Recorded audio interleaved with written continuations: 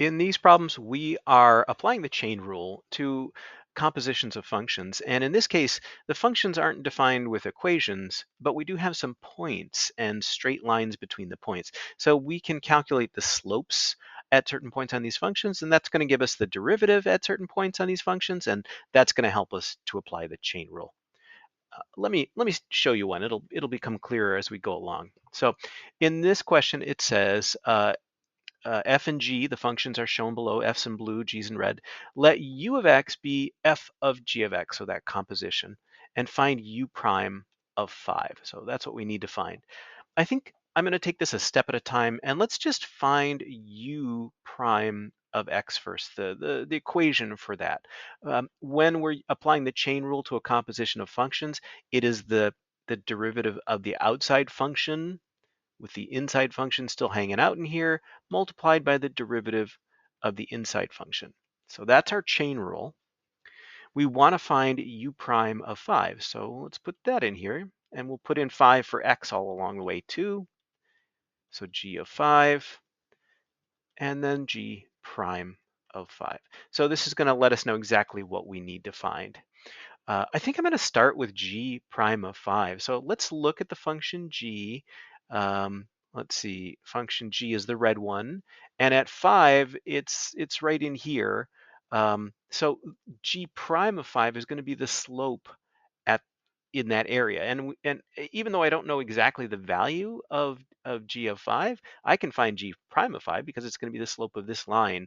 So it's rise over run. Let's see, it goes from 3 up to 9, so that's 6 over, and it goes from 4 to 7, so 6 over 3. So that's a positive 2. So g prime of 5 is 2. Already a bit simpler. Now, what about g of 5? We can't really read that off the graph. They don't have the point marked here, but we can use that slope to figure it out. From 4, where we have a defined point here, over to 5 is over 1. So we would have gone up 2 since our slope is 2 in that same time period. So up 2 from 3 to 5. So g of 5 actually is the value 5. And now we want f prime of 5. So how do we do that? Well, now we need to look at the blue function at 5. So, and again, this is not a point. It doesn't intersect the graph on a grid line, so we can't really say what the value is there. We're going to need to use the slope again in just the same way. So let's calculate the slope of this segment of the function f. So we are at 9 and we go down to 3, so that's a minus 6. And we are at 3 and we go over to 7, so that's a positive 4. So that's a slope of negative 3/2 there.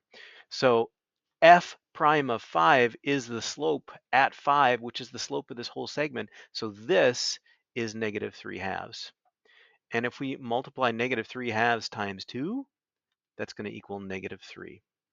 So our derivative, u prime of 5, is going to be negative 3. All right, let's try one more. Here we have another function with sort of line segments with defined slopes, and then we have also a curve here. So let's see how this one works out. It says u of x is g of f of x, and oh, it's giving us a value for u prime of 6, and we want to find f prime of 6.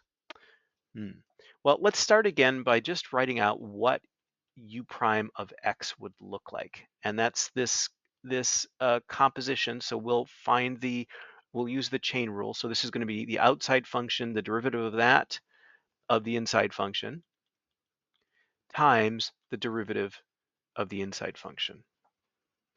Now we're thinking about a u prime of 6, and we know what that value is. It's negative 0.9. I'm going to put in a 6 here. So u prime of 6, and we'll put in the 6 all the way along. So x is 6. Okay, and now let's put in the value for u prime of 6. That's negative 0.9. Okay, now what can we do to find these other values? Well, f of 6, I have no idea what that's going to be. Oh, wait, maybe I do have an idea. It crosses the grid line right there. So that looks like 8. So now I can write this as g prime of 8. And then f prime of 6, that's actually what we're looking for. So we can think about this as our variable. Now we need to figure out what g prime of 8 is. So I'm going to look at the function g, which is the blue one, at 8, and that's here. So the derivative of this function at that point is going to be the slope of this segment. And let's see, we're going up 4 and we're going over 2. So that's a slope of 2. So g prime of 8 is 2. So I'm going to have negative 0.9 equals 2 times f prime of 6. And again, that's what we want to find. So I just divide by 2, and I get negative 0.45. And that is our answer. So that's a little bit of work with using the chain rule on these compositions of functions.